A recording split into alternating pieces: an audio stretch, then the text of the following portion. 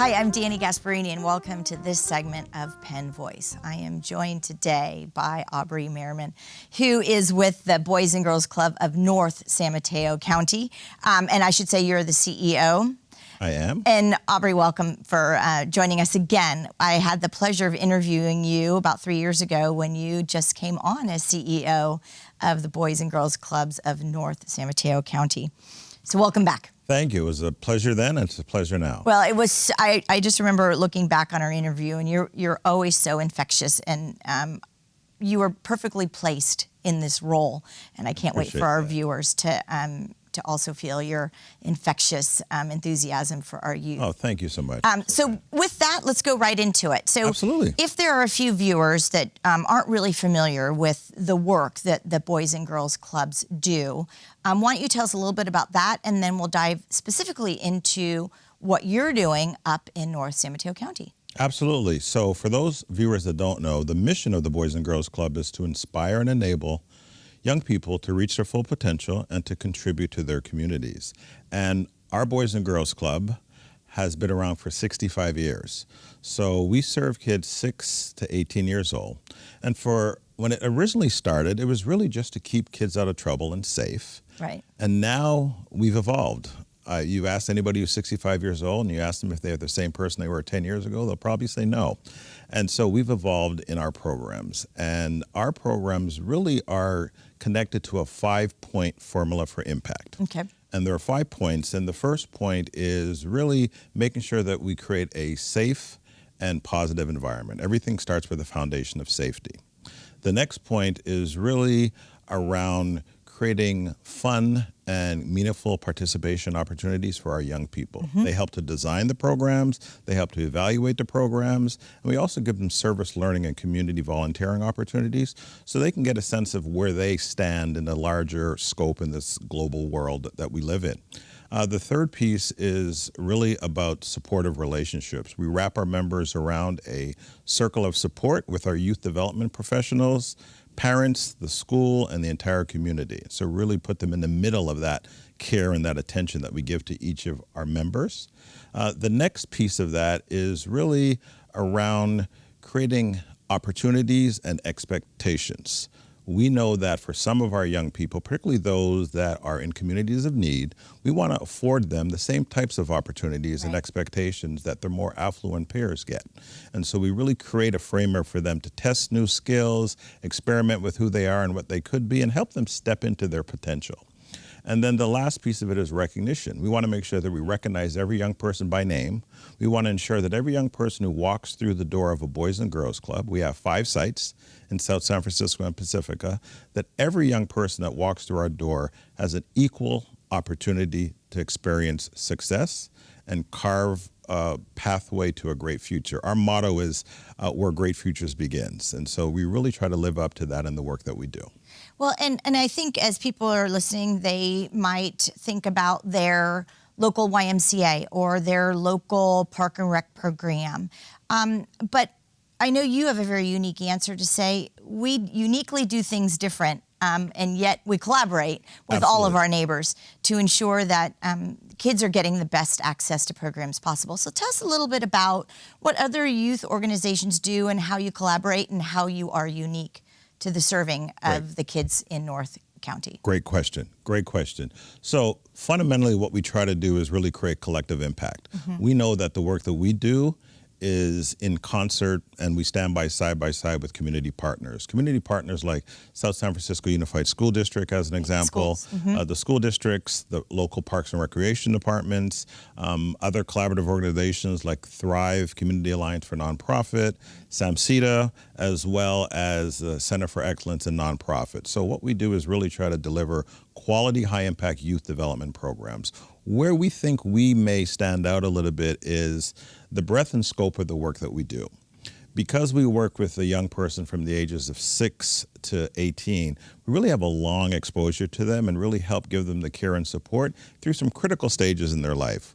unlike other organizations that may focus on a single aspect of a young person's participation or where you might age out, we work with our young people from elementary through to high school graduation.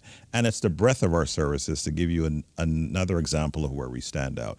It's not uncommon in the course of a day in any one of our Boys and Girls Club where a young person could participate in robotics, hop on a 3D printer, go into a music studio and make beautiful music with the arts, and at the same time walk down the hallway and have a structured game of basketball, and then also go into the kitchen and cook and understand what a plant-based vegan meal can look like and taste like.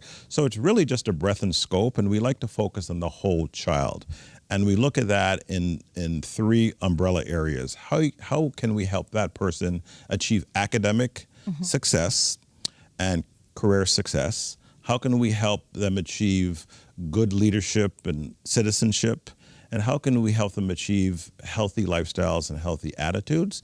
And then we sprinkle in a little of the arts as well. And so that's sort of how we sort of stand out a little bit different from the other organizations. And we like to say when school is out, the Boys and Girls Clubs are in. We're open 12 months of the year, and we just continue to serve as many young people as we can. And I think what also is unique about Boys and Girls Club, and yours in particular, is your fee structure. Absolutely. So it's accessible to all. They don't pay a program service fee. It's a very nominal, small membership fee. So tell us a little bit about how someone gets involved in the affordability, and then conversely, how do you raise the money in order to keep the programs accessible and relevant? Very great question. It's a sliding fee scale, so we try to make it affordable so that no family would ever get turned away from joining a Boys and Girls Club. They pay a nominal membership fee that allows them to become a member for the year, and then they pay a recurring monthly fee, which is, like I said, sliding fee scale, really affordable to families. And we have a lot of multiple sibling families that participate in our program. Right. And so how do we balance that? How do we balance an equity lens that says we want all kids, regardless of their background, particularly those with the greatest need, to have access to our programs? And how do we create a business model that allows us to support that? Most nonprofits can relate to the whole question around financial health and financial sustainability.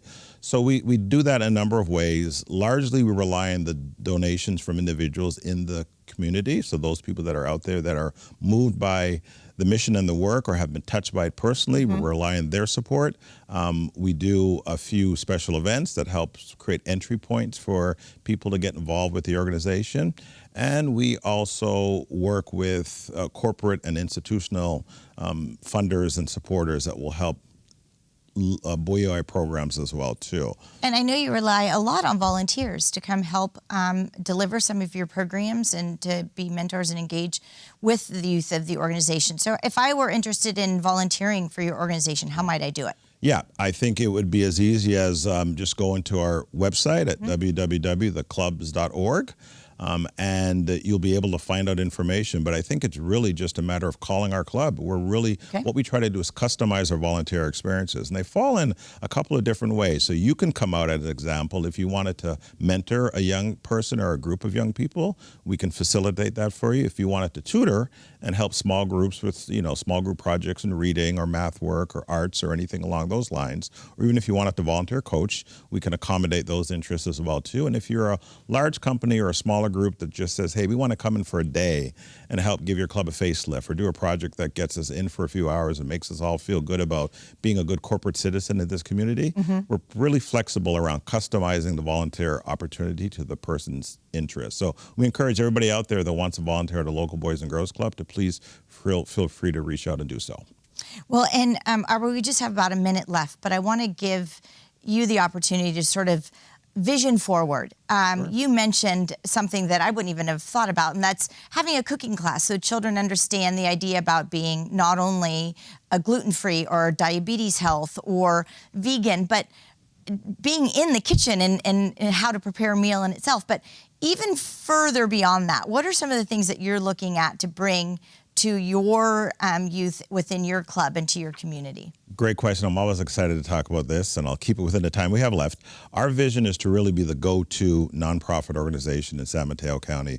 We want to be the flagship in terms of delivering high-quality youth development programs. We're strategically focused on disrupting income inequality. We've seen in our communities that the forces of income inequality is really rippling through our families, and we want to really understand how we can disrupt those forces. And we've made sure that our North Star is really focusing on those young people who we feel need us the most. The common marker would be schools and communities that has the highest level of free and reduced lunch populations. A few of our sites have upwards of 90% of students that qualify for free and reduced lunch. So we're really focusing on how do we create access and opportunity and create equitable platforms for those young people. We always say that in this world, potential is handed out fairly evenly across all people, but access to opportunities and experiences are not. Right. And we want to make sure that our young people down the road can chart a course for their success regardless of their circumstances, what zip code, what their family looks like. So as an organization, our goal is to really move the needle on disrupting income inequality and really making sure that those young people that need us the most and that we're doing all that we can do in those communities that need us the most. And when our young people come into our club, we know that our formula for impact, as I indicated when I started, really helps them. And ultimately, I'll end with saying our job is to continue to transform great kids into great adults. And so with the community's help, we're really optimistic about our ability to do Aubrey, that. thanks so much for telling us all about your very extensive youth programs, how someone could volunteer, what they could do, and also letting us know that you do, in fact, need support of the community. And that's, again, not only volunteer support, but financial support. So tell us really quickly, do you have any events coming up that you would like the community to be a part of or can support you on? We would love to invite the community to support and be a part of our 4th annual Where Great Futures Begins Luncheon. It was the first year when I came here that we just started this event. It's Friday, June 13th at Oyster Yacht Club in South San Francisco from 11 to 1 p.m. And it's really an opportunity for the community to come out and hear some of our Boys and Girls Club young people speak and talk about their Boys and Girls Club experience. And I always tell people, you'll be inspired to do one of two things: to deepen your engagement, either your time, treasure, or resources, or you'll want to go out and go home and do something really positive in your community because you'll be inspired. You'll have a great lunch, and we really cater it to your schedules. You'll be in and out, but it's a great opportunity for people to dip their toe into the world of the Boys and Girls Club and have a great meal and be around some really great movers and shakers in the area and just have a wonderful time. So Friday, June 13th from 11 to 1 o'clock. We'd love to have you come out and join us as well, too, so you can be up close to the magic as well. You bet. I think all of us need a little inspiration and uplifting with stories today. Absolutely. So I think June 13th is a great date to put on all of our calendars. So thank you for letting us know about Looking forward to having everybody out there. Your upcoming event. And Aubrey, thank you for joining us, and we'll see all of you next time or at the June 13th event on Penn Voice.